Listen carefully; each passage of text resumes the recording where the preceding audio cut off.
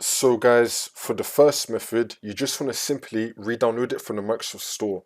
So you want to head over to search and type in Microsoft Store, click on it.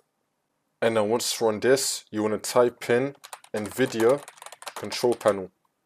You want to click on it once it comes up. Now you just want to re-download it again, see if that works for you.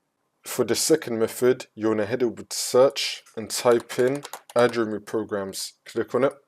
And now once you're on this, you want to scroll down until we find NVIDIA Control Panel. Because you might already have it installed, but it's not appearing for you, but it might appear in this list right here. So if you do see NVIDIA Control Panel in this list, you want to uninstall it.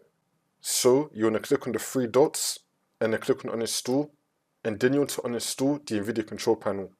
After you uninstall it, you just want to reinstall it again from the Microsoft Store. I'll show you how to do that in the first method.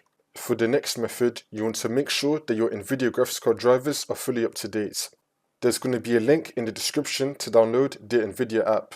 Now once that's been downloaded, on the left hand side, we're going to go to the driver tab. Now you want to click on check for updates.